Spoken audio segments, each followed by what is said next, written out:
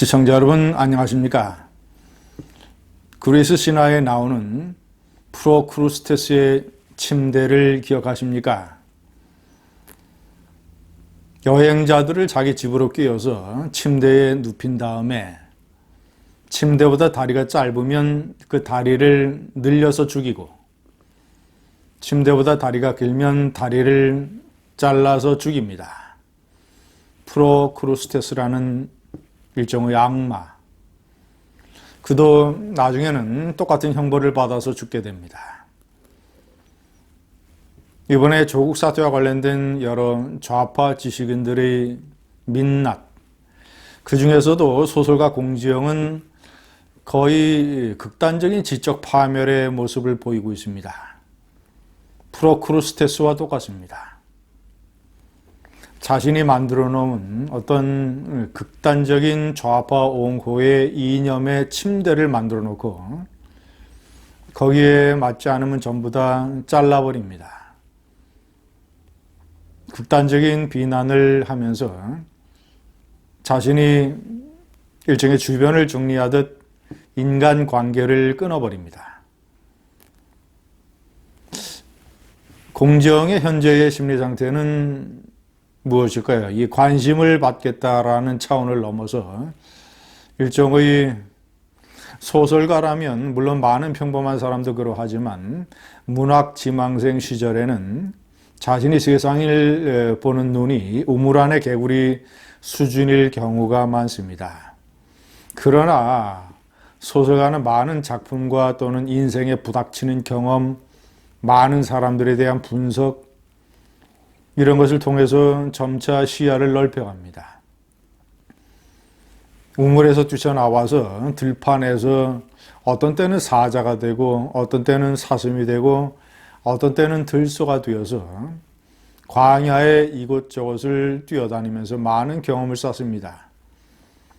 그래서 좀 더 나이가 들면 산등성 위로 올라와서 킬리만자로의 표범이 되든 아니면 벼랑 끝의 독수리가 되든 좀 더 높은 곳에서 들판 전체를 조망을 하면서 많은 지혜와 경륜과 그리고 인생의 실존적인 가르침을 배우게 됩니다. 그리고 그것을 작품을 통해서 세상 사람들에게 알리는 것.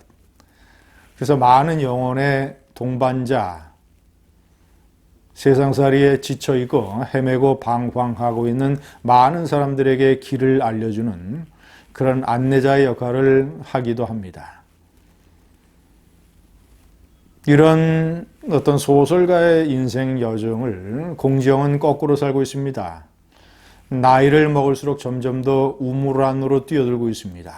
퐁당퐁당 깨구리가 돼서 우물이라고 하는 자기가 만든 극단적인 좌파 수호의 이념, 이 안에 들어오지 않은 모든 사람들을 경멸하고 비난하고 그리고 관계를 끊어버립니다.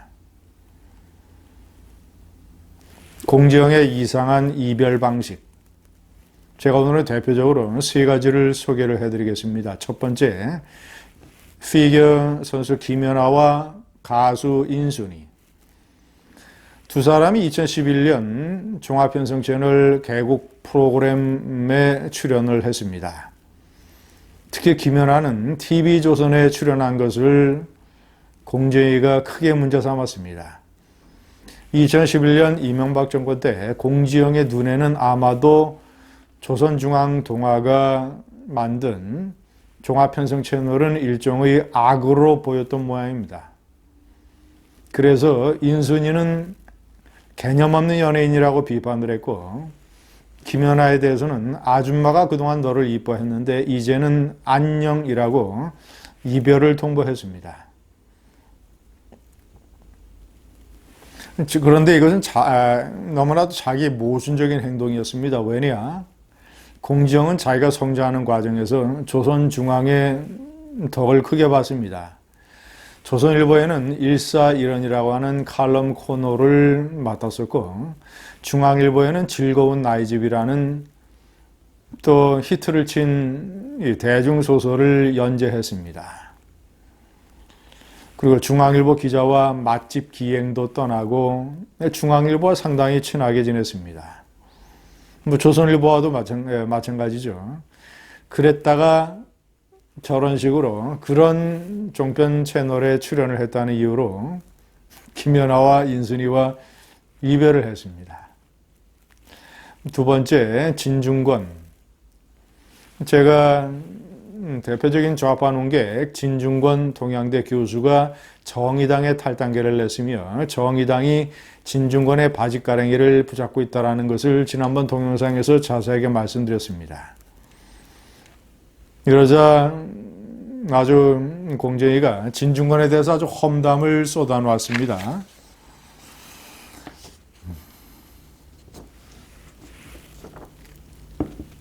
사람들이 뭐라 하는데 속으로 쉴드를 하려다가 문득 생각했다. 쉴드라고 하는 것은 이제 보호막이죠. 진중권을 쉴드 해주려고 생각했다가 생각을 바꿨다는 것입니다. 개자당, 자유한국당을 비하하는 속어입니다. 개자당 갈 수도 있겠구나. 돈하고 권력을 주면. 마음으로 글을 보내는데 마음이 슬프다. 또 김연아를 보내듯이 이별한다는 것이죠. 그리고 놀랍게도 인신공격을 쏟아냈습니다. 실은 고생도 많았던 사람, 좋은 머리도 아닌지 그렇게 오래 머물며 박사도 못 땄다. 외국 유학을 갔는데 박사도 못 땄다는 뜻이죠. 사실 생각해보면 그의 논리라는 것이 학자들은 잘 안 쓰는 독설, 단정적 말투, 거만한 가르침, 우리가 그걸 똑똑한 거라고 생각했을지도 모르겠다. 라고 하면서 과거의 진중권을 아예 부정을 해버립니다. 진중권과 공지영은 서로 책을 내면 책을 보내주고 하는 아주 친한 사이였습니다. 통진단 해산 문제에 관해서는 같은 주제의 SNS 활동을 통해서 서로 어떤 연대를 형성하기도 했었습니다. 그랬던 관계를 저런 식으로 프로크루스테스의 침대로 잘라버립니다. 세 번째, 한겨레 신문에 대해서 절독 선언을 했습니다. 한겨레 신문은 문재인 정권 들어서 제가 여러 차례 비판을 했습니다만은 여러 문별청과 언론 중에 하나로 전락을 했었습니다. 이런 것이 조국 사태 초기까지 이어졌습니다. 한겨레 기자가 조국을 비판하는 칼럼, 조국과 박정희 정권의 우병우를 비교를 해서 이러다가 조국은 우병우가 된다라는 내용의 칼럼을 인터넷에 일단 올렸는데 이것이 몰고 됐습니다. 윗선에서 이것을 기사를 내보내지 않기로 결정을 한 것이지요. 이것이 일종의 도화선이 돼서 한겨레 기자들이 1차, 2차 연달아 편집국장을 비판을 하는 그런 성명서를 냈습니다. 왜 문재인 정권 들어서 이 인사들에 대한 검증팀을 제대로 만들지 않느냐? 왜 조국을 제대로 비판하지 않느냐? 지금 완전히 문정권의 기관지가 됐다라는 조롱을 받고 있다. 이런 식의 아주 한겨레 기자들의 울분과 분노와 문제의식을 담아서 비판하는 성명을 냈던 것입니다. 편집국장은 사퇴하라. 이런 일이 있었고 그래서 편집국장이 기자들의 의견을 수렴을 하고 편집 방향을 수정을 하는 이런 액션을 취했고 또 그래서 한겨레 신문이 최근에는 조국의 문제점에 대해서 비판하고 사실을 캐는 그런 대열에 동참을 하게 된 것이죠. 그러자 공지영이 저렇게 절독 선언을 했습니다. 아니, 한겨레 신문과 공지영을 어떻게 떼어내서 생각할 수 있겠습니까? 제가 이 공지영식의 이상한 이별 방식,